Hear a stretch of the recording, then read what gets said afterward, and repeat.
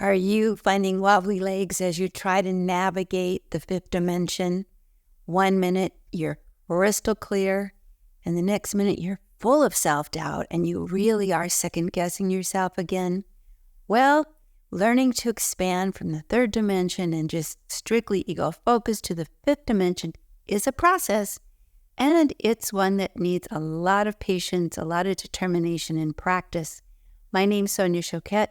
I'm here today to talk to you about how you can learn to find your sea legs in this changing vibration of third dimension physical reality at this rate to fourth, which is a little bit quicker, faster, a little bit more flexible, and the fifth, which is so expansive you may not even know the edges. If you're new to my channel, thank you for showing up. Maybe you were guided here. I hope you enjoy what you hear. And if you're coming back, welcome back. We are continuing this journey, this exciting adventure of shifting into the new Earth's birth. So, start by saying that the new Earth is not a new planet.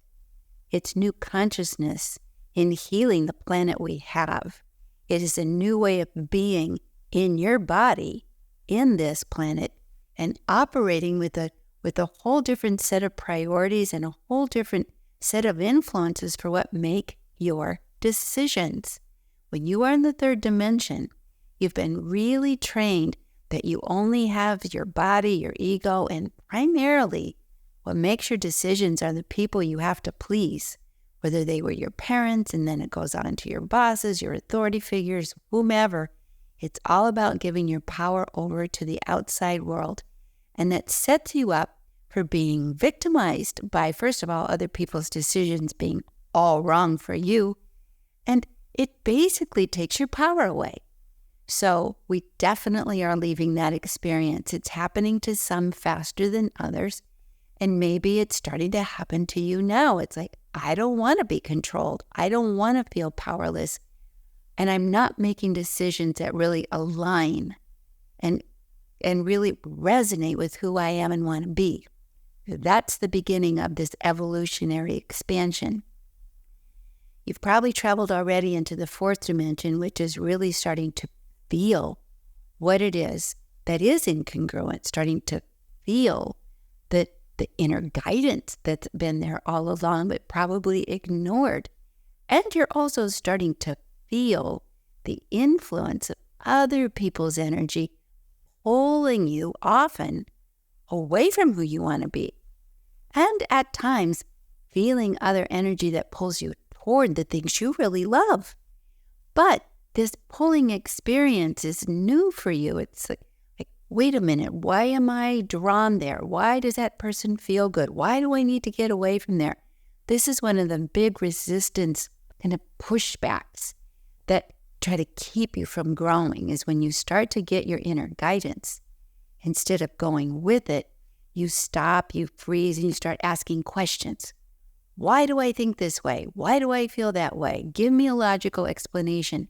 Because in the third dimension, the only thing that we allow or give validity to is if you don't have a logical explanation for something, that it's a bad decision.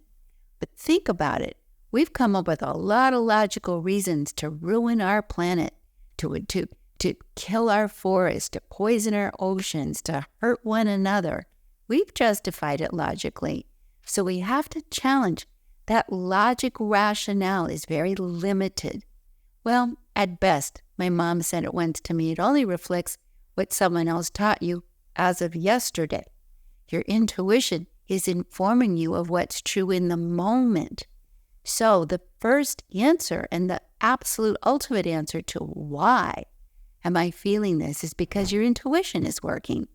And that is a natural faculty that you need to guide your life and keep you on course and in congruency with who you really are and want to be in this world. That's why. So that's one of the things you want to be aware of, is that asking why isn't necessarily going to help you on any level. Instead, you have to ask, does this feel true for me right now? And the two key words are feel and true. I am feeling drawn to this. I am getting a feeling of taking that trip. I am getting a feeling that I need to read that book. I am getting a feeling that I have to learn more about. That's your inner guidance coming through. Why? Because it's centered in your heart, your gut, throughout your body, and all your cells, your energy field, and it is a natural part of you that is important to reintegrate back into your life because it was amputated with bad information, controlling outside forces that disempowered you. So, does it feel true for me? Okay. Another question is, how do I know I'm right? Again, that's the ego, trying to control things, doesn't want to take a risk, wants to be safe. Understandable, but you're not going to know intellectually because you're picking up information that your intellect cannot yet validate. It's coming. It's energetically on its way. It hasn't arrived yet.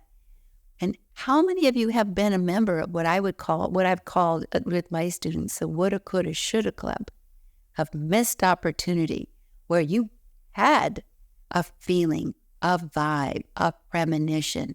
I shouldn't do that. That's a bad idea. Not a good investment. Be suspicious of that person. Don't go there. Maybe not a good place to show up to.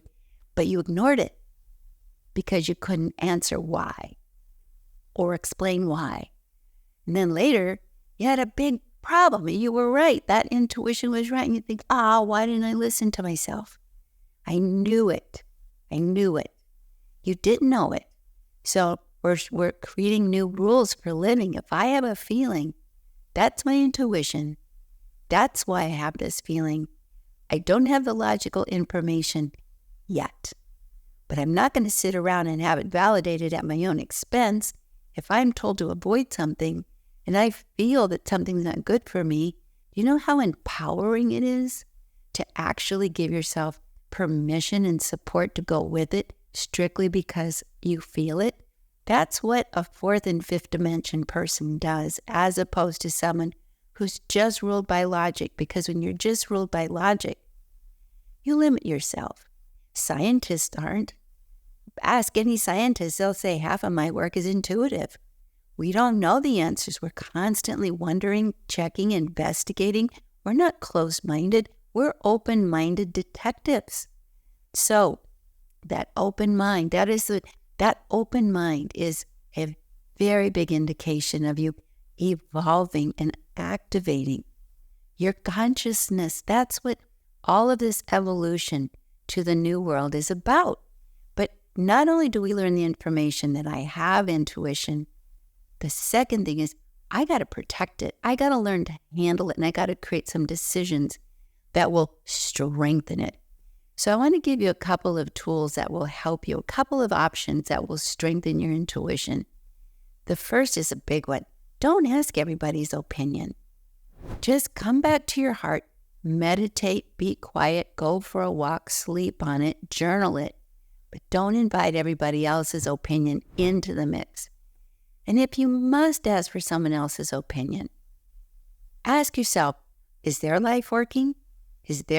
Are they making choices that are really validating to them and they're happy, successful people?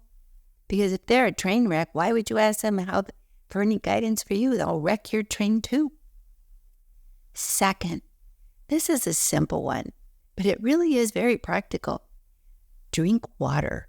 Drink less coffee, less colas, less alcohol, because those agitate the nervous system. They agitate your brain. They cause brain fog and anxiety and interference, so you don't get clear guidance. So drink a lot more water, and not ice water, regular water. That hydration actually soothes and calms the body, clears the brain fog, gives you more clear insight. So very practical. Another thing is tone down the noise. That noise is both external and internal. It's very hard to listen. Then tune into this subtle, expanding, awakening vibration that's giving you information and guiding you. If you are bombarded from the external world with just too much noise, too much interference. For example, don't listen to talk radio and don't scroll on things endlessly by having input of just noise. Make friends with silence, because silence and focusing on your breath opens that heart channel for you and allows you to tune into this inner, deeper, more valuable guidance. These are simple, practical tools. And then if you do get guidance and you're uncertain about it, write it down. Because when you name it, you claim it. When you write it down, you validate it. Plus, you know what's exciting about that? After a short while, you're going to have evidence that what you wrote down was valid. So that part of it says, how can I be sure? It's like, well, write it down and you'll see in time. So these are just a couple of quick tips that I want to pass along. We are learning to be a more expanded, elevated version of ourselves. And all of these are fourth dimension tools to change the way that you take in information and what you do with it. So that what you do with it is you put it into practice to make your life better and stay in harmony with who you are.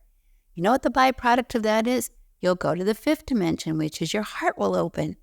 You'll feel good about yourself and your life experience will be a lot happier. So that allows the best part of you to start pouring forward. So thanks for tuning in. I hope these tips help you learn to navigate your expanding self in the new world, your new self, your fourth, fifth dimension self, and help you feel comfortable and secure and at home in this expanded, more evolved version of who you are so that you can become someone who contributes to the solutions of the planet. And if you're new to my channel and you've liked what you've heard and you're interested to stick around, please consider subscribing. Send you all my love in any event. For those who've come back, big hugs, lots of love to all of you, actually, and I'll see you next time. All my love.